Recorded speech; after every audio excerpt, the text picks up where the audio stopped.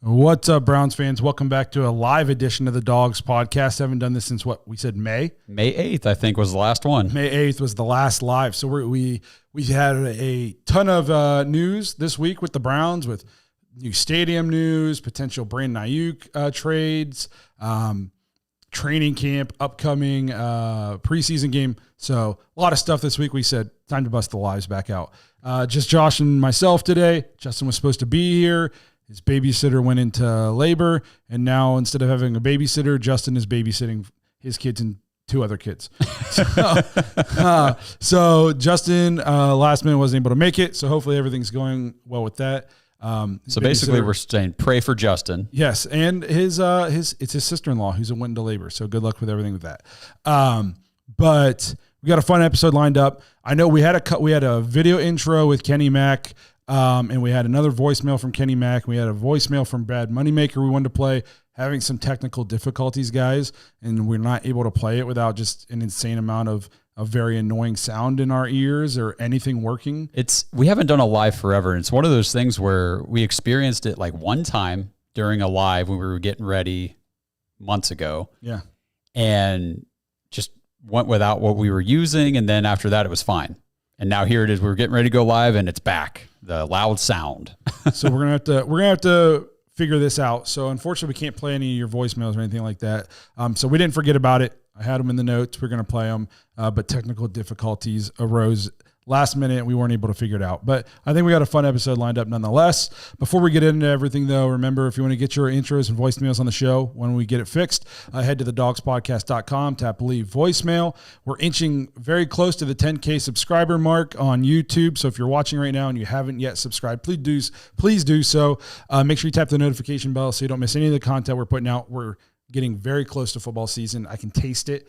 You don't want to miss any of the stuff that's going to be coming out the closer we get to the season, as well as we enter the season, the game recaps and the game previews and all the good stuff we're doing in the season. So make sure you subscribe, help us get to 10K, and also make sure you have that notification bell tapped so you don't miss any of the content we're putting out. If you prefer to listen to the show, you can find us on Apple, Spotify, and Google. You can find us on all the major social media platforms at the Dawgs Podcast. Lastly, if you're looking for more Dawgs content, head to jointhedawgs.com, become an official Dog Pack member on our Patreon page. You get access to the private Discord. You get an extra episode every week. And the big thing, as we're inching closer to football season, you get to play fantasy football with us. We currently have 4 leagues full, right? 4 leagues are filled. 4 redraft leagues are completely filled. We have 2 dynasty leagues that are already ongoing.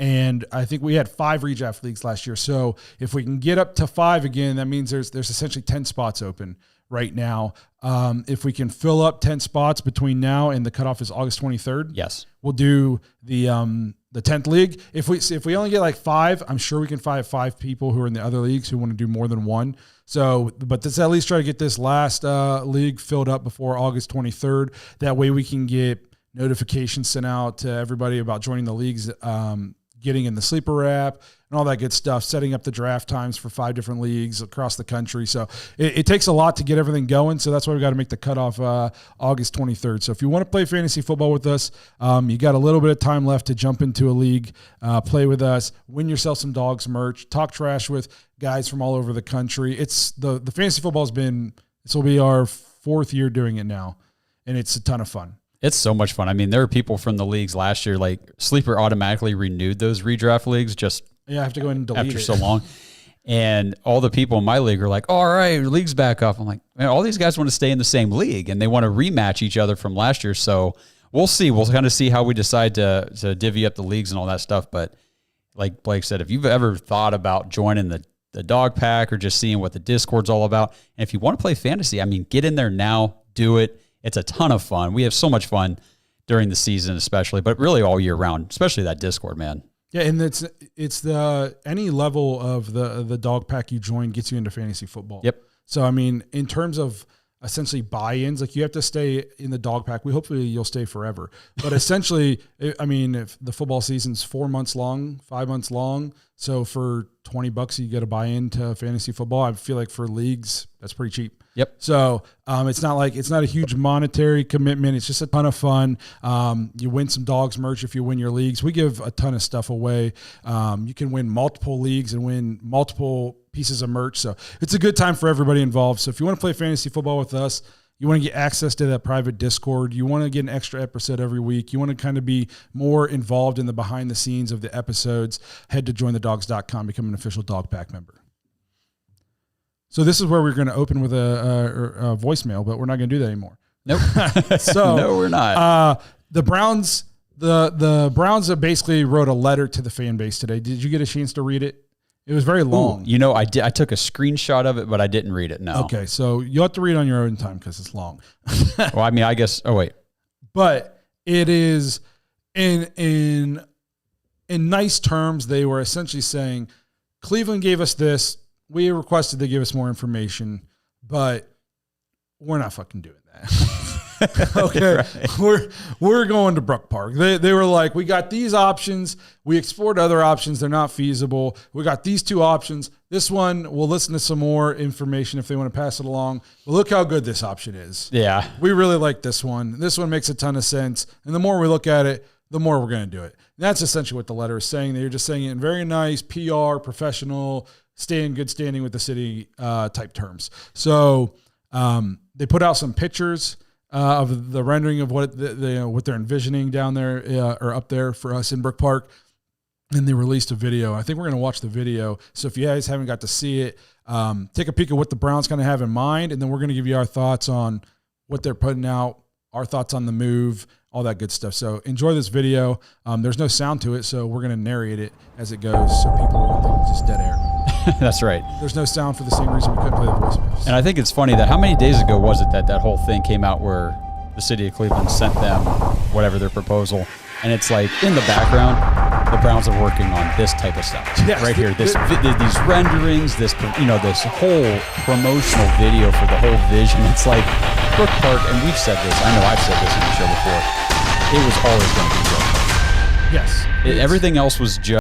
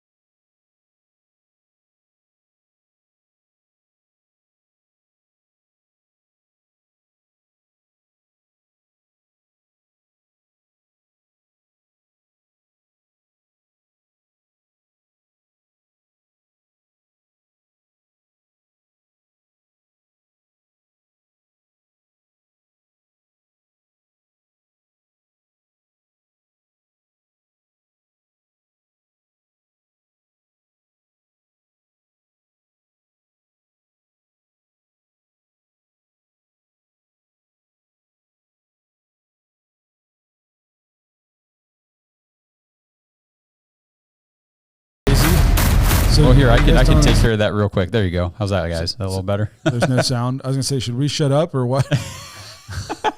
Well, there was no sound for us, so it's weird that there was sound for you guys. All right. Anyway. The sound is way louder than you guys are. I was basically talking about how much I hated everything that had to do with you guys. And no, I'm just joking. Yeah, we told you guys we were having some serious tech difficulties with the audio today. First live in a couple months. First of all, the video board on the outside, can they play?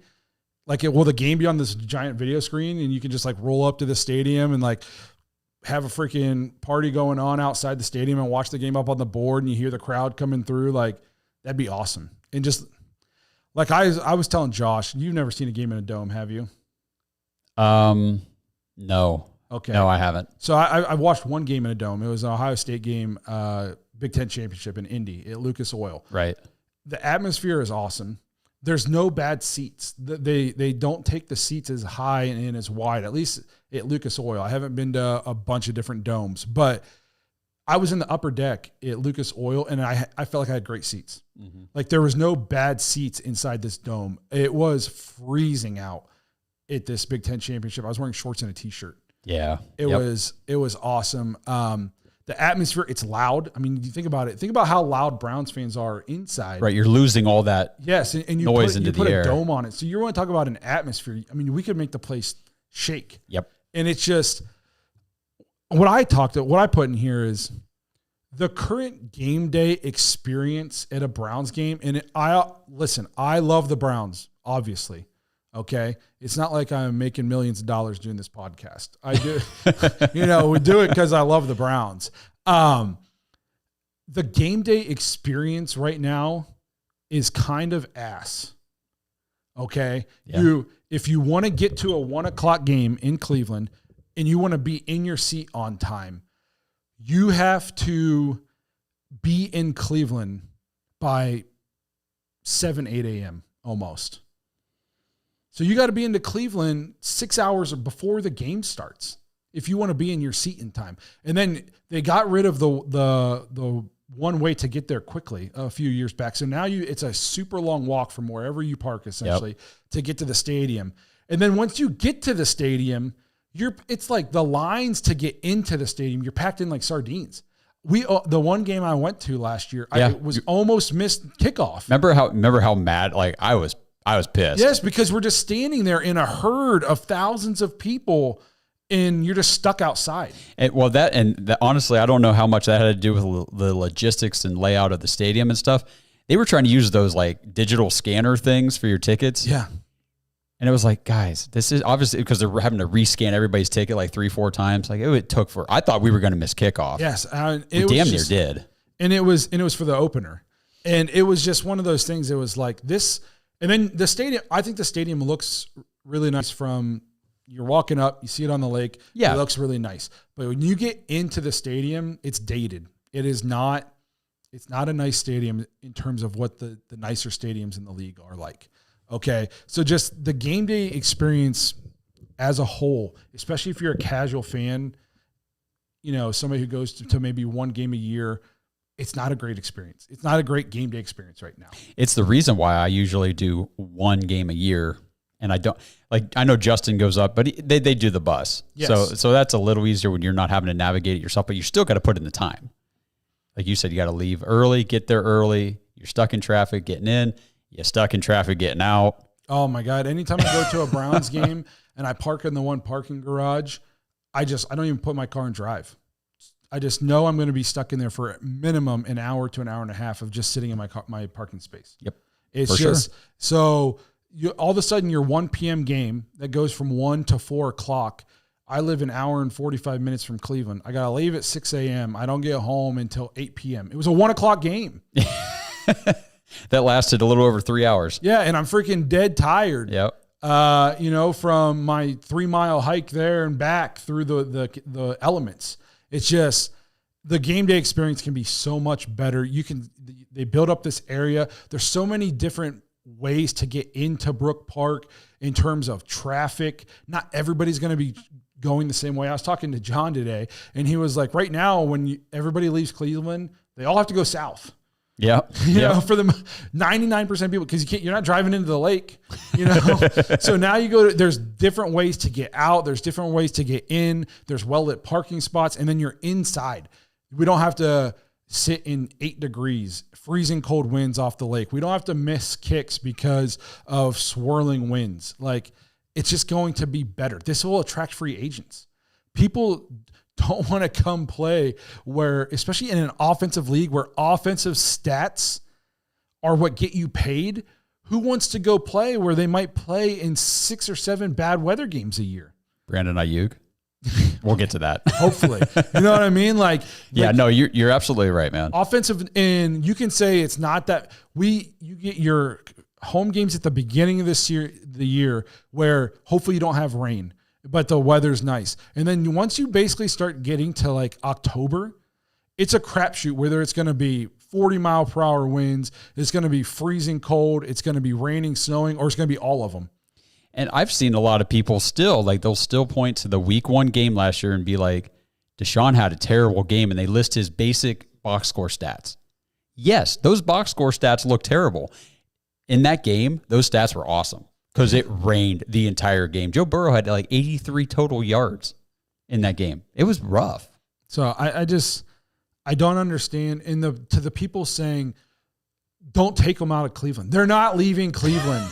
They're still the Cleveland Browns. They're going to be called the Cleveland Browns. It's 10 minutes away. We've done this. How many teams in the league don't actually play in the city that they are from? Oh, some people don't even play in the same state. Exactly. Some people don't even play in the same state. And did you see, I think Chicago's moving, they're building a new stadium on the lake, but it's outside of the city a little bit, isn't it? And they're giving up Soldier Field. Yeah. It's like, so if they can do it, we can give up our 25-year-old stadium. And they're another team that needs to do it. Yes. So it's just the experience is a whole, tear down the stadium, build up a nice lakefront place down there. There's nowhere good in Cleveland in terms of the lakefront. Make this the destination. Yeah. You know what I mean? Bus people from the Muni lot out there if you want. You could still have the Muni lot on game days. It's 10 minutes. You could have trams set up that'll take you straight from the Muni lot to the stadium and then bring you back to your car at night if you want. Like, it's not that big of a deal. And to the people who say it's going to destroy the downtown, we play 8 home games. Exactly. In a 365-day year. And guess what? We don't have all year long concerts and other, conventions and things there because it's an outdoor stadium. Yes. And we might host a Super Bowl. Yeah. We might host a Final Four or even a championship. We might host a college football championship stuff. Right. Sure. It'll be so much better. It'll be so much better. To the people that are anti this, it's just, I don't understand. What I like about it is football was born in, are we echoing? I was just about to ask you, is it coming out of your computer? I have no idea. Hey guys in the chat, let us know if all of a sudden we're echoing because now I'm like hearing it out of nowhere. Anyway, football was born in Northeast Ohio, and that's what I love about the Hall of Fame Village area. Like that, the way they've developed that is so cool. Yeah, it's nice. And once they got past like a bunch of the red tape and things that were holding that project up, it went up pretty quick actually. Like how quickly they developed that area. And I know it's on a smaller scale, but that's what the whole purpose was, to make like a mini NFL caliber environment, and that's what they've done. So I think it's just another addition to the Northeast Ohio football tradition, and I love it. A comment I saw earlier that said football was created to be played outdoors. No, that was just the only option. That's exactly it was right. 1800s. Then why don't people have a problem with like some of the baseball stadiums that are in domes? Yeah, basketball. Yeah. You know what I mean? Like why don't we play basketball outside? Why isn't hockey always outside? There's outdoor ice hockey, right? John. Very good. Oh boy. So, but yeah, it's just get on. It's happening. Yeah, it's happening. And if you're going to complain about it, I guarantee you the first time you go to a game there, you won't complain anymore. No, I'm glad that the decision is kind of like finally out there because I'm tired of telling people, guys, this is just happening. It is what it is. If you haven't read the letter too, go read it. I thought like a lot of people are talking about how they want Jimmy Haslam to pay for all of it because it shouldn't be onto the taxpayers and that kind of stuff. And they address that kind of stuff in terms of like they don't want to add a burden to the taxpayers. They're looking for other ways to fund that side of it. Was it this? It was way longer though. Oh, okay. You want me to read this quote of it? Go ahead. It says the proposed $1.2 billion plus private investment in the stadium is unprecedented and would be the largest private per capita stadium investment ever in this country. And that does not include the $1 billion privately funded development we are envisioning, which would also be tremendously impactful for our region. Just as importantly, we are not looking to tap into existing taxpayer-funded streams, which could divert resources from other pressing needs. We are instead working on innovative funding mechanisms with local, county, and state officials that would leverage the fiscal impact of the project and the unprecedented private contribution to support the public investment and generate a substantial return for Brook Park, Cuyahoga County, and the state of Ohio. Yes. And very well thought out. Yes. And so they're not looking, and they said, this is the budget. If it goes over the budget, whatever is over will be paid for privately. And I also saw in other parts of the letter, they're talking about thinking about like they'll save money. They'll save revenue almost in like an escrow for future maintenance. So like it'll already be designated so to keep the facility up so it lasts longer and longer. So I don't know. To me, it seems like the Browns have put a lot of thought into it. They've been open and they've listened to things, but they're going to do what they want to do. And it seems like they're at least being smart about what they're going to do. They're not just they're not just rushing into it. So I cannot wait. We've been pounding the drum for a dome on this show basically since the beginning. And a lot of people said we were stupid. But here we are. Here we are. So Ron Bender says, do you think the Browns will go harder for Aiyuk? I think that's a perfect transition because we wanted to talk about all the trade rumors swirling Brandon Aiyuk, the Browns. It was between us and the Patriots. Now the Patriots seem like they've dropped out, and it's down between us and the Steelers. If I'm the Brown, I don't want him to go to Pittsburgh. I for sure don't want him to go to Pittsburgh. So I would be pushing, trying to get it done. I think a lot of it, based on my understanding, the 49ers are okay with either deal, essentially, which whatever team is proposed. It's basically up to Aiyuk to pick where he wants to go because whatever team trades for him wants insurance that he's going to sign the extension. Right. So, it's very similar to the Deshaun situation because the Texans were fielding trade offers. They got the final, 4 that they accepted. Yeah. And then it was just kind of, okay, Deshaun, now you negotiate with your agent, negotiate with the teams to figure out which one, we've accepted all 4. You decide which one you're taking. It's one of those things too, like Deshaun had no trade clause. Aiyuk doesn't have a no trade clause, but in a way he has a lot of power because he's in the last year. Right. And nobody is going to want to give up the draft capital if it's only a 1-year rental. Oh, yeah, absolutely. He holds a lot of the power because of that. Well, and I see a lot of people that say, well, the Browns, there's 0% chance the Browns get him because they can't afford him. And I just keep telling people, we would not have submitted a trade offer that got accepted if we weren't in position to pay him. Correct. Like, we obviously know what we're doing.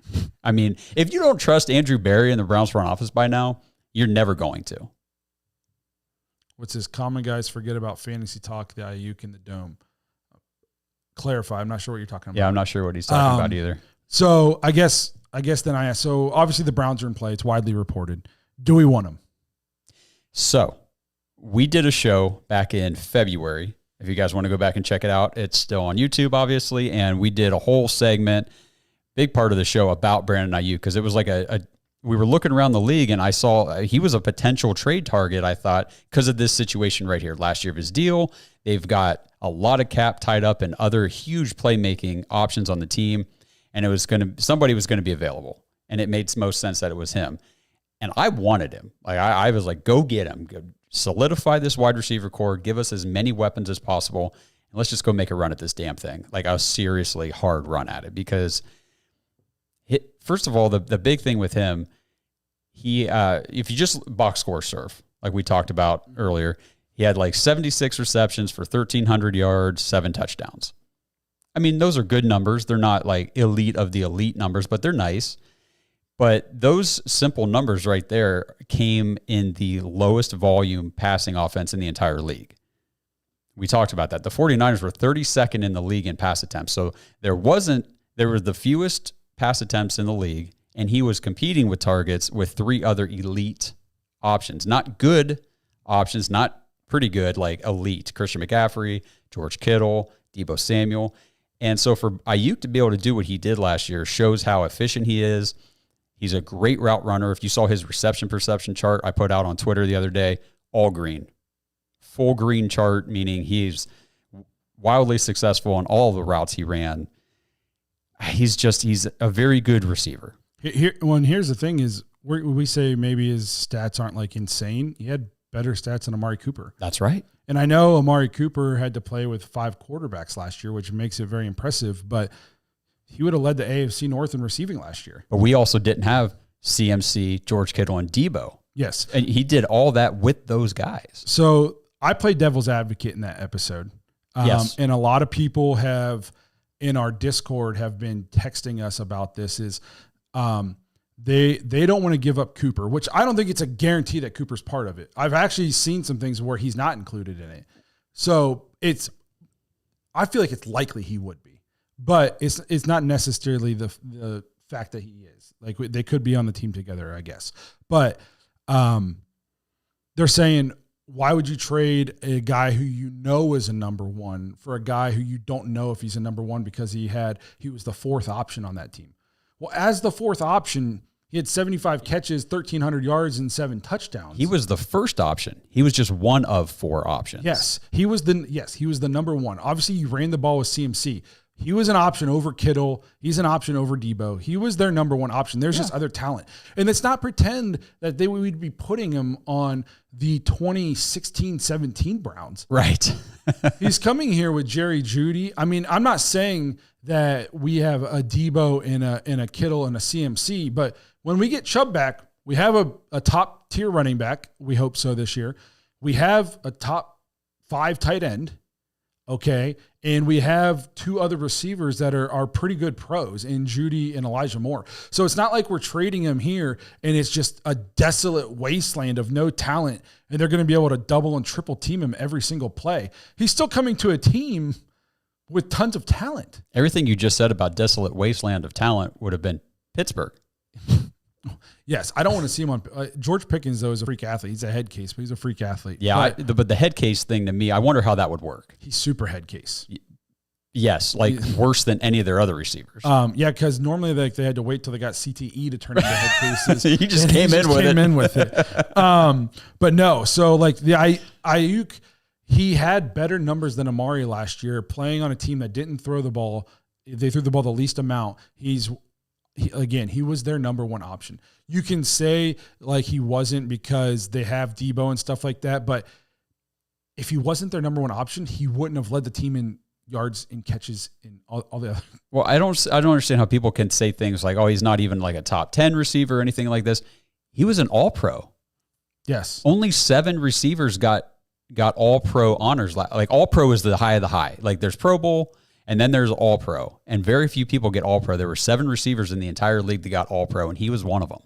He would have, like I said, he would have led the AFC North in receiving last year. Yeah. So, and if you just look at it, if you're looking at it from the Browns' perspective, obviously we love Amari Cooper, and I think the Browns are in a unique position here where this is one of those times where if we don't get the guy we're targeting, it's okay because we still have Amari Cooper. Right. You know what I mean?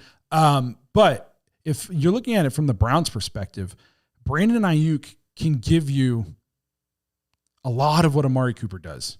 I mean, he had better numbers, essentially. He played with more consistent quarterback play, but they threw the ball less. But he can give you a lot of what Amari Cooper can give you, and he is entering his prime, and you're going to have him for years. I kept seeing in the Discord risk. The risk is too high to get rid of Cooper for Aiyuk right now because you don't know if Aiyuk can be your number one because he's not right now. 1, I'm fairly confident he can be the number 1. Yes. 2, what is the risk? Amari Cooper's gone after this year. Yeah. He's gone. So it doesn't – best case scenario, you have Amari Cooper for 1 more year, and then we don't have anybody next year. And we're hoping Jerry Jeudy ascends. Yes. Now if you trade for Aiyuk isn't going to go from 1,300 yards to a scrub. So even if he comes in and he's not, Justin Jefferson or something, and he's still above average or good, well, at least then we have him because Cooper's gone. This is Cooper's. If they were going to sign Cooper to multiple years, it would have been done this year. They're not going to let him play another season of wear and tear, potentially more injuries, another year older, and then give him a 2 to 3 year deal. Not at 31. No. You know what I mean? Especially not Andrew Berry. So Amari Cooper's gone. So to me, the risk talk about is it worth the risk to get rid of Amari Cooper?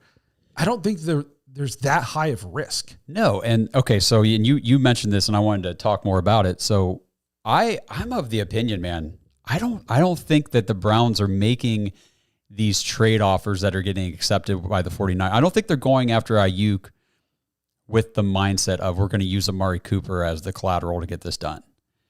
I feel like, to me anyway, the more logical thing is they want to add Brandon Aiyuk to the Amari Cooper, Jerry Jeudy wide receiver trio. And go crazy this year. And go crazy. And then, like I put on Twitter, just kick you in the nuts over and over with David Njoku. And just say, hey, stop this. Because, first of all, from the 49ers side of things, let's just look at it from that perspective. What's Amari Cooper really do for you? I mean, you got a top-tier wide receiver here that I think the 49ers are trading him no matter what now. It just he now don't want to be there now. I feel like this is done deal. He's getting going. moved. He's going to one of the two teams.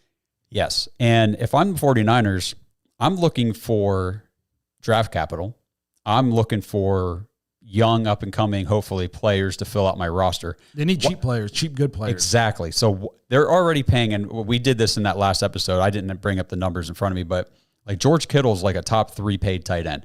CMC's like the highest paid or second highest paid running back. Debo's one of the top like 5 highest paid receivers or something. Like they've got cap tied up. They've got money they got to set aside for Brock Purdy. Are they really going to bring in and invest all this money into Amari Cooper this year for 1 year? Like people always talk about, well, why would the Browns do this trade on a 1-year rental? Why would the 49ers do a trade on a 1-year rental? Like, do you think they got a big incentive to sign Amari Cooper, some long-term big deal like we didn't? No, they're not going to do that either. So to me, it makes more sense that Amari Cooper's not in the trade. To me, it would be, if I was San Francisco, I'd be saying, if I want a receiver, give me your first-round pick next year and give me Cedric Tillman. I'd hate to see Cedric Tillman go. We'll talk about him a little bit later here. But, give me an up-and-coming guy that I think can really help my offense. They don't have another, like, big outside receiver, so that would fit the bill for them. Or give me a young offensive lineman. We need some help there. I think Trent Williams is holding out for them, their left tackle. Yeah.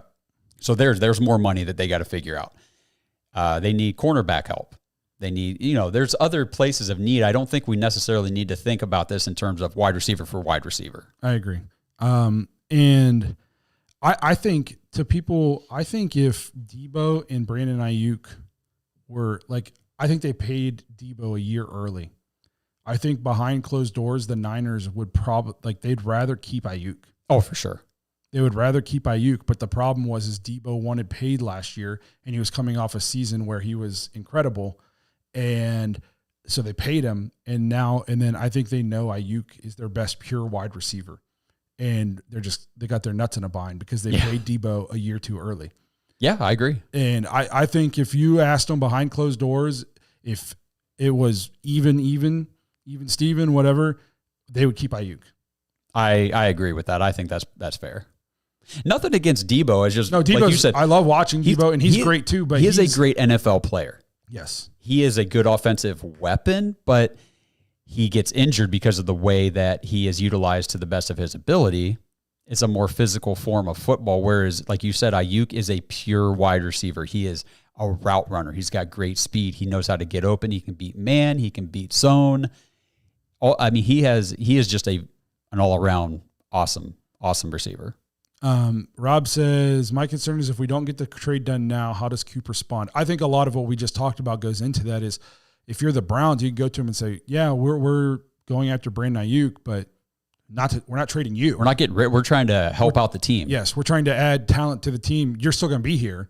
You're still getting your money. We're not trying to ship you off. Right. You're going to be here with him. And I think if Amari Cooper's honest, he knows this is his last year. That's another thing too, and I'm not expecting you to know the answer. It just came to me like we've already guaranteed all of Amari Cooper's money for this year. Yeah. So does that mean if we trade him, we still eat that money? I don't know. I don't know how that works. I would assume they assume the contract, unless we agree to some kind of split of it. But I don't know. I just feel like I don't know. I've seen both, like you said, both the reports. The Amari Cooper's included. The Amari Cooper's not included. I'm on the Amari Cooper's probably not included side. I feel like if the Browns are making this push for Aiyuk right now this year, in this moment, it's to throw him into that mix of guys, not to replace Cooper. And can you imagine it, man? If I want him, I do too. I really do. Obviously we're okay if we don't get him because we still have, I think, a pretty good wide receiver core. But man, I want him. I want him because he's younger, faster, healthier, here longer, all those reasons. And let's be honest, the wide receiver position, it doesn't matter. We're going as far as Deshaun Watson takes us this year. The entire offense is tailored to him now. Yep. Okay, everything is tailored to him being healthy and playing well. So it doesn't matter who we roll out there at wide receiver. It's on Deshaun this year to be healthy and play well. So we're going to go as far as he takes us. One more thing. I heard some people say Cooper's barely played with Deshaun. So it's not like it's not like if Cooper is part of the trade, it's not like we risk getting rid of Amari Cooper and we're just destroying this great chemistry he's had with Deshaun. He's hardly played with him. He's good with every quarterback he's ever played with. Yes. Cooper, that's the one. The thing about Cooper that kind of sets him apart from other receivers in the league is he's kind of just a plug and play guy. You put him into any offense with any quarterback and he's going to produce. I think what a lot of the people's fear is, at least in the Discord, is that he's like a Juju Smith-Schuster in terms of he had a big season because everybody was triple teaming Antonio Brown, and then Antonio Brown left and Juju just pretty much fell off a mat. Was like an okay receiver, but not what he was supposed to be. I think Aiyuk is better than Juju. 100%. And I don't think you're double teaming 3 other weapons on their offense. Correct. Because you wouldn't have anybody left. Yes. It's not, like I said, it's not a wasteland of talent. You're not, if Aiyuk gets traded here, they're not going to be able to double and triple team him all the time. Right. Because we have David Njoku, we have Jerry Jeudy, we have Elijah Moore, we have hopefully Nick Chubb, like Cedric Jerome Ford out of the backfield, I still like a lot. Yes. So I think he's very high upside. I know Jake Burns did a video on him, has been banging the drum for the Browns to make the move. So I'm excited. I just don't want him to go to Pittsburgh now. Like it's one of those things, like now I just want to call Jimmy and be like, whatever you got to do, make it happen. Because don't let him go to Pittsburgh. Don't let him go to Pittsburgh. And what sucks is I think it was all 3 teams. I think it was Pittsburgh, New England, and the Browns. And then I think Pittsburgh fell out early because they just weren't willing to meet the high trade asking price that obviously the Browns and the Patriots were. And then I think the Patriots got to a point where I don't think Brandon Aiyuk was ever going to pick them. Why would you? No. I mean, serious. That's a place where if you go there, you're going to get triple teamed because there's nobody else. Exactly. And the offensive system, the quarterback, everything's a question mark there. I would just avoid it. So I think they saw the writing on the wall. He wasn't going there, so they backed out. Pittsburgh jumped back in. Pittsburgh's going, well. Because they're like, we don't want Cleveland to get him. Exactly. Yeah. Exactly. So hopefully Aiyuk he's going to go from like somebody I love because he picked us over Pittsburgh, or if he's going to go to Pittsburgh and we're going to be mother effing him on this show the next time because we don't want him to go he picked Pittsburgh over us. I look at the Pittsburgh offense situation and why would you go there? Like if you had the option and they brought Matt Canada back, right? Or no? No, it's Arthur Smith. Oh. I mean, that's what it's been all offseason has been it's going to be run heavy. It's going to be Najee Harris and Jaylen Warren, they're going to attack with the run. Russell Wilson's not going to throw as much. I mean, even just like in fantasy circles, George Pickens is a question mark. It's like, well, how much volume is he really going to get? Well, now insert a better receiver. I don't know, man. I wouldn't go there. The only reason you pick Pittsburgh over Cleveland is history. Right, but recent history, we have 2-time Coach of the Year. Correct. And say what you want about Deshaun and the way he's performed so far in Cleveland. I like his odds at quarterback more than I like Russell Wilson or Justin Fields.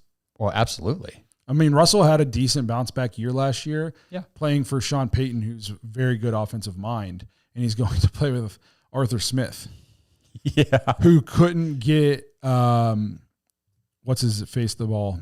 Drake London or Kyle Pitts? Yeah, or the running back. Bijan Robinson. They took in the top 5 or whatever it was. Yeah, well, we have this great running back. Let's put the backup in.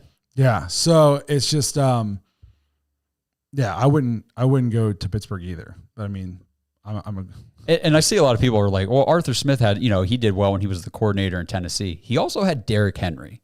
Yeah, Derrick Henry is an outlier. Yeah. Generational, like you said, just a guy that there never has been and there never will be another Derrick Henry. He is what he is. So who knows what Arthur Smith really is? Yeah.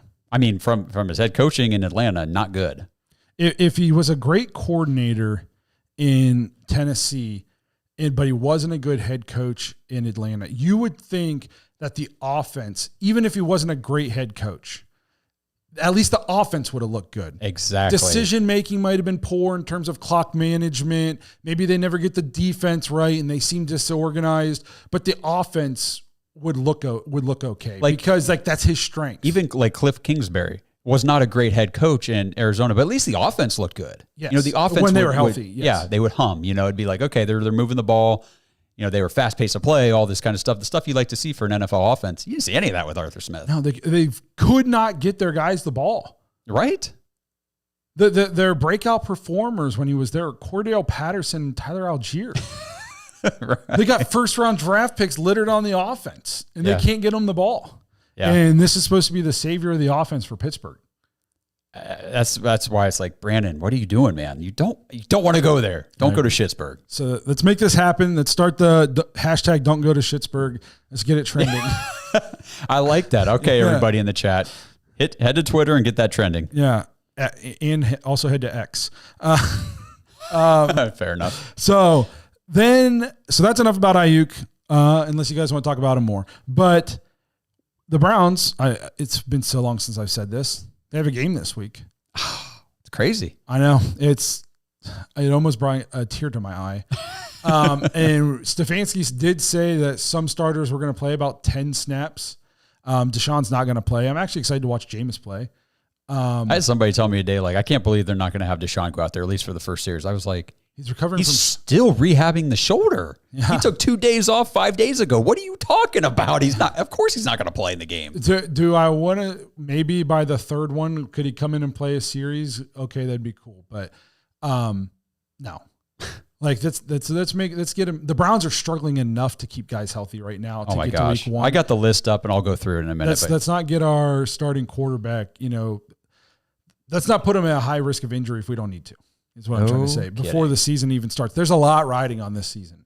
Yeah. Okay. So, but let's go through the injuries real quick, and then we can kind of talk about training camp and what we're excited to see for the game. All right, cool. So we'll just recap from the beginning. Obviously, the guys who are out, and they've been out since the beginning, Nyheim Hines, D'Anthony Bell still out, dude. That sucks. Yeah. As far as, I guess I don't see him that he's back, but Jack Conklin, Jed Wills, Greg Newsome, Dalvin Tomlinson, those two had surgery. Hopefully they're back by week 1. Nick Chubb, obviously, now we got Shelby Harris is out. He's questionable with a undisclosed, so we don't know. Tony Fields is out with a foot injury. Deontay Foreman is out right now with that neck injury. He got carted off, immobilized, carted off, helicopter flown to another hospital when they were at the Greenbrier last week. He had a collision with, I can't remember who. And, so they thought he had like a neck injury. Everything came back negative. So Deontay Foreman's okay.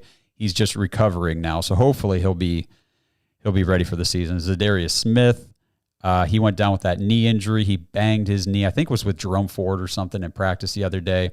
He got carted off the field. I was about to lose my mind. Like, you got to be freaking kidding me. And it came back. He's got a knee contusion, nothing serious. He's going to take some days to rest and heal up. He should be okay. And Juan Thornhill is also questionable. He was just with an illness, so that one's not a big deal. But we had, this one wasn't on here because he's back now. Elijah Moore collided with Denzel Ward last week and went out with a concussion. And I said, those are the two guys that we do not need hitting heads or having any extra risk of concussions. Because Denzel Ward gets one every other game, and Elijah Moore had that nasty one at the end of last season. So I don't understand how they're wearing, I know they're not foolproof, but they're wearing Guardian caps. Hey, we talked to the CEO and the owners of Guardian caps, and they were like, "Look, it's not 100% effective, but like that." Just like when I saw concussion, I was like, I also saw some other people say, "What do we need to be going full contact in practice already?" Guys, these guys have done voluntary camps, mini camps, OTAs. They got it. The season's here. Yeah, we're going to be playing in a month. We're playing a game in 3 days. Yeah, and it's a full contact preseason game. These guys have to be ready. Yes, you have to hit. Trust me, there's plenty of rules where they barely hit in practice anymore. They got to hit some. Like you can't take all the risk out of football. Like sometimes it's just going to happen. Either that or you just don't play them. They don't practice. You just never do anything, and you show up on games and hope you don't get hurt. And injuries are probably going to pop up more. I think injuries are happening more because of how limited they are in practice in terms of what they can do. That's what Bob Golick even said that too. He agreed with that when we interviewed him at the Hall of Fame. You have to condition your body to get used to taking a hit, just like professional skateboarders and BMXers, like they practice falling. Gymnasts know how to fall, bail on there. You have to condition your body to get hit, how to fall. Like it's a training. If you never get hit and then you come out and you get walloped, you're going to get hurt. Absolutely. So they got to hit. Things I'm looking forward to in the game. Well, one, I'm just excited to see the offense. I want to – obviously, they're not going to empty the playbook in a preseason game, but I really hope they can – I don't want it to be too vanilla. Like, come out, let's see some stuff. I want to see what it's going to look like, just some shades of it. Yes, let's see what we're going to be getting this season. I want to see a noticeable difference in terms of what we've had the last few years and what we're going to have this year. I want everybody to not start the whole Jameis Winston should be our starter whenever he plays well on Saturday. Just take it easy. It's preseason. Obviously, he's a good quarterback, but he is the backup. So I think that this year's, last year we had the Austin Watkins, kind of like that breakout. No one knew who he was, receiver. But this year, I think we're going to see Cedric Tillman do some things in the preseason just because. Have you been following the stuff from camp? Like Cedric Tillman he's been playing well. He's been highlight reel after highlight reel at camp, getting loose down the sideline, taking in those deep shots, doing the things that we drafted him to do. It's tough. When you're a rookie and you're not getting a whole lot of reps on the field, it's really hard to go through your development at a quicker rate. So I'm just excited to hear that he is progressing the way he is so far in camp. I'm looking forward to seeing some of the rookies, especially a couple of the guys we interviewed. I'm looking forward to. DeAndre says Aiden Robbins, Jamari Thrash, Mike Hall. Yes, and Robbins is going to get run now for sure with Deontay Foreman going down. I definitely think he's going to get run. We know what John Kelly is. Pierre Strong. We know these guys. If I'm the Browns, are you playing Jerome Ford? No. I'm not playing Jerome Ford. Because I know he's my starter week 1. Yes. So your running backs coming in. Naheem Hines isn't playing. So you're going to have 4 running backs this game most likely, or 3. Pierre Strong, John Kelly, and Aiden Robbins. I would tell if I was the Browns, I'd tell Aiden Robbins, if you want the job, go win it right this preseason. Go get, yeah. So, and you got to think these guys, they're vets. They're not going to play a ton. I could see Aiden Robbins being like a workhorse back second half of this game. Like he might get 20 carries or whatever. Yeah. I'm excited to see him. I'm excited to see a guy like Trayton Welch. Yes. Because the tight end position behind David Njoku is definitely a question mark. So I'm excited to see him. I'm excited to see Jamari Thrash. Yes. In what they have in store for him. Amarian Brown. Am I saying it right? Amarian Brown, another guy we interviewed. So there's a lot of rookies I'm excited to watch. It's my favorite part of preseason is because a lot of these guys you might, once we get to the season, probably not going to see a ton. So this is the chance to kind of get to see them in action in a game environment and see how they're going to do. It's kind of like last year in the preseason. We saw Cedric Tillman make some plays, make some nice man catches out there. We were like, damn, look at Cedric Tillman. Looks like he's going to be he might be a player. Obviously, whenever he got his opportunities in the season, he had some flashes. Rookie, learning curve, not a whole lot of opportunity. But it gave you, after the season, it gave you that thing to look back on and say, well, remember in the preseason, though, he really flashed. And that's what I'm hoping, like you said, with like Jamari Thrash and some of these guys, because I don't expect to see Jamari Thrash much during the season. No. So let's see him now and see, like, hey, maybe we have a rotational receiver for the future here. So I'm excited for that. If we look to the defensive side of the ball, is Mike Hall going to play? He's healthy, right? He's healthy. I've heard a lot of people come out and say man. that he is Zadarius Smith said he reminds him of Aaron Donald. Now, calm down. No, We're not saying he is Aaron Donald. He's just saying he sees some of the same similarities in terms of their game and athleticism. Obviously, Aaron Donald is one of one. Yes, Hall of Famer. Yes, first ballot. Arguably one of the best defensive players of all time. So we're not saying Mike Hall is Aaron Donald. We're just saying that the guys on the team are seeing traits in him that you see in guys like Aaron Donald in terms of his athleticism and his work ethic and some of the things he can do on a football field. So I'm excited to see him. I'm really excited to see Bookie Watson. Yeah. So there's a lot of stuff I'm excited to watch. So like our depth secondary guys, I want to see like Miles Harden, the rookie that we took, I think 6th or 7th round this year. And then Cam Mitchell. I really like those two. And obviously Ronnie Hickman out there. I call me weird too. I'm excited to watch Cade York kick. I hope Cade York kicks. Like maybe like Dustin Hopkins probably doesn't need to come out and kick in these games. Let's let Cade York go kick. I think they'll probably have Dustin kick maybe the first couple opportunities, just to get him loose, just to put him out there and get the reps going. Because hey, I mean, I know he's a kicker and he's one of the best, but you still need the reps. But yeah. I'm excited to see Cade York back out there too. Yeah, has he learned anything? Is he more dialed in? Is he, because I know a lot of people kind of shit on the Browns for going back and getting him. The kid's got a monster leg.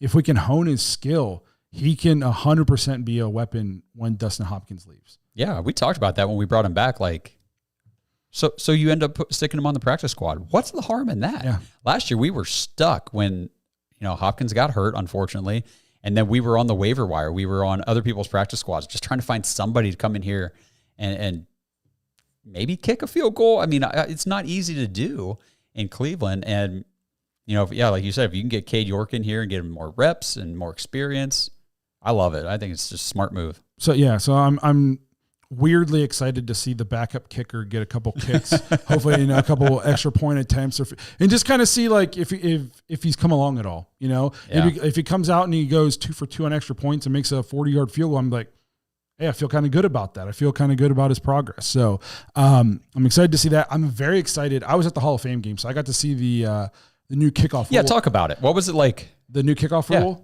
I loved it. Okay, talk about it. It was, I think 7 of 8 kickoff returns or something. Only one wasn't returned. Okay. So I left at halftime because, the game ended up getting postponed in the third quarter. Oh, yeah, that weather came in was nasty. But every return, I was like excited to watch it. Everyone got returned. There were a couple where I was like, oh, there's a seam, and then it closed up. I think it's going to add a layer of excitement to the game that we've been missing for honestly a long time. I'm very excited. I'm excited to see the strategy as we get further into it and teams get more and more comfortable. I did see one penalty on the return team the players turned and left too early. And so they got called for, I think it was just called leaving too early. I don't know if it's like an official false start or something. Yeah, false start. So they got a penalty. So I would imagine the officials will be looking at that. Like, hold your water, because I think that's going to be a point of emphasis, making sure people aren't leaving early. So that was called on one of them. But the kickoff, it has a layer of excitement back that it hasn't had in a long time. And I'm excited to see the strategy that goes into it, what these special teams coordinators can come up with in terms of reverses off of it. Do teams start putting safeties or corners or whatever who can kick in to do the kickoffs, to get another athlete on the field, especially in like late game situations? You want another athlete on the field. Do we have a guy like Anthony Bell who can come in and put a couple seconds of hang time on it and get it down to the 5, So I'm excited to see everything that goes into it. So it was awesome to watch. I was actually engaged into every kickoff. Well, and it just gives you an opportunity that fans haven't had watching games in recent years, is, because pretty much every kick's going into the end zone. So you're getting it at the 25, and that's where your drive's going to start. But now it's like, okay, I mean, a well-executed return could get you to the 40 or the 40. It could get you some very nice field position for your drive. And you're right. It just adds a whole nother layer of strategy to your game plan. And I'm just really excited to see how it all goes. I'm excited. So I'm just a lot of good stuff to look out for in this game. I want to see us come out injury-free, obviously. Yeah. No injuries. I want to see the defense still play fired up. Jordan Love, I saw, is going to start, and a lot of their starters are going to play. So it'll be interesting to see some of our backups sprinkled in against some of their starters. I don't know how much are starters, but I want the defense to be – I don't want the defense to take a step back last year. I want us to be the home defense of last year, not the away defense of last year. See us correct some of the things that we struggled with last year in terms of like motion – and adjusting to that kind of stuff. And then like I said, the offense, I just want to see the offense and the noticeable difference, how the play calling is going to work. Obviously Stefanski's going to call the plays, but the collaborative effort with all these guys talking to each other in the headset to come up with the play. Are there going to be issues in terms of getting it in on time? What kind of tempo we're going to be able to play with? So there's a lot of stuff I want to see in terms of implementing the new offense that I'm excited to watch. Absolutely. It's exciting. It's just hard to believe we're here. Like the calendar turned to August, and I almost didn't even realize it. Yeah. And then it was Hall of Fame week, and I was like, holy crap, that game's this week. I feel like this offseason, maybe I've just been busy. I feel like this was a fast offseason. It flew. I feel like it flew too. Maybe we had kind of a lot of cool stuff to keep us going. We interviewed a lot of players and stuff, but I feel like it went really fast. So I'm geared up, ready for football. Before we get out of here, Andrew says, hey guys, what do you think about Tony Grossi comments about Aiyuk and other shit? What did he say? Because we don't see him because he blocked us on Twitter. He blocked us on Twitter. So I see him from my personal still. I don't understand. We were talking about this. He blocked us at some point. I don't know why. I feel like there's way worse people out there than us. We don't even at him. Old man butt hurt, man. That's all it is. But he blocked us. So I don't know what he said. Andrew, if you can hurry up and type it in. Well, basically he said, I don't get the infatuation. I don't get the Browns' infatuation with this guy in terms of Brandon Aiyuk.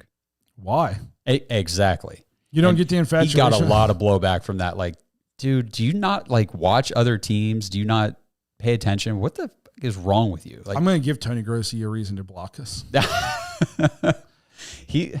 He drives me nuts. His negativity is, and I'll tell you what, Daryl Reuter is another one. Oh, he's a fucking nerd too. Oh, remember we ate lunch with him up at the Hall of Fame last year? Yeah. I don't understand covering the team. And listen, if you've watched this podcast, you know we have shit on the Browns before. Oh, yeah. There are times the Browns deserve to get shit on. Yes, we'll shit when they deserve to be shat upon. Yes. But they do not deserve it right now. And not everything we do has to be a catastrophe. Not everything has to be second. Like, at what point is it just like, this guy had 1,300, almost 1,400 yards last year, 7 touchdowns, was an all-pro. Why would we not be interested in that? Did we not watch our teams give away good players for years and bring in guys like Dwayne Bowe? I think what Tony would want to see is he would want to see a guy like Brandon Aiyuk say, of course I want to go to Cleveland and accept their trade offer, and then I'll go there and sign for the minimum. Yeah. Like, Tony, this is not how the world works, man. I just don't understand how you can cover the NFL and be this disconnected from how it works. He probably doesn't get the internet on his typewriter. So yeah, it could probably be a problem. Yeah, his jitterbug doesn't get tweet alerts or whatever. No, not Wi-Fi capable. Yeah, I don't understand like why you would not be interested in why you just like what was his reasoning? Yeah, does he not think he's good? So that's what it was. So the other day he did say about I don't get why they're infatuated with this guy, and then today it was when the reports came out that the Patriots backed out, he said the Browns need to save face and do the same. What are we saving face That's exactly what I said. And I think I posted that on his post from my personal. I said, save face from what? Trying to go make the team better to go win it all right now? Yeah. I will never be mad at the Browns for trying to get the best players available, ever. What I don't understand the save face. What are we saving face? He's not a convicted murderer. Well, and I think it was because there's all those reports of, well, he doesn't really want to go to Cleveland. Then don't fucking pick Cleveland. If he doesn't pick Cleveland, screw him. Who cares? We move on and we play football. But you still try. Exactly. Like, I just don't understand the save face. Oh, God forbid a player says he doesn't want to go play for the Browns. Come on, you got to have a little thicker skin than that, Tony. Yeah, fucking be a man. Be a man. Like, and turns out, like, being a good salesman, a GM, you get people to do things that maybe they initially didn't want to do, and you make them see it from a different perspective. I mean, if nobody ever talked anybody into doing anything, nobody'd buy a car or a house or almost anything. Yep. Turns out like being a GM is being a good salesman, selling yourself, selling your team culture, selling your organization. So maybe Aiyuk wasn't thrilled to go to the Browns at first. And then he talks to Andrew Berry, and Andrew Berry's like, no, look, we can do this and we can do this. Look, we got this. And then he's like, oh, well, okay, maybe I do want to come to Cleveland. That's part of being a GM. I mean, it's how he got Deshaun Watson here. I mean, think about it. I know it hasn't worked out yet for the Browns because of the injury last year. What are you going to do? But I would have never in a million years thought the Browns were going to be in the running for one of the top young quarterbacks in the NFL ever. Yeah. Like if you would have told me the Browns are going to make a big splash trade for one of the young, elite, Pro Bowl up-and-coming quarterbacks, I'd say, no, they're not. No, they're not. They're not going to give up the capital. They're not going to pay the guy. And somehow we did those things and convinced him to come here. Yep. I can see it now, by the way. We're going to open this dome in Brook Park, and Tony Grossi's first article is going to be, it was just too comfortable in there. The atmosphere was too nice. The facilities were just too clean. I don't understand what we're doing out here. I don't see the infatuation with a dome, with a roof on the stadium. I was so damn comfortable in there. I hated it. Like, I can see it now. I had to leave my expensive winter jacket at home. Yeah, it pissed me off. I bought this jacket back in 1988. And I've been wearing it to every Browns game since, but they went and put a roof on it, and now I don't have any reason to wear it. I hate it here. Like, fucking go somewhere else then. Like, I don't get it at all. And this is coming from people who we've definitely crapped all over the Browns on this podcast before. It's not that hard to go find. No, but it's definitely the Tony Grossi's of the world why this podcast even exists in the first place. Yes, you don't have to complain. Not everything means you need to be complaining about it. No, I think it was decades and decades of drama and turmoil and negativity. And unfortunately, that kind of stuff makes headlines. That kind of stuff makes your clicks. I was obviously too young during the cardiac kids, but I can just imagine his articles like, they shouldn't have had to come back and win. The cardiac kids, that's a terrible nickname. They should just win from the start every game. Oh, they suck. I can just see the articles. I wasn't even there. I can just see it. So yeah, it's unbelievable. So, well, somebody go send this to Tony and he can use this as a reason to block us again. He can block Josh's personal account. I'll just follow him with the fantasy account. Yeah. So, all right, we're going to wrap this thing up. We appreciate you guys being here. It's our first live in a while. We had a decent amount of viewers, so we appreciate you guys hanging out with us, making the first live back a good one. We apologize for the technical difficulties, not being able to get to the voicemails and stuff like that.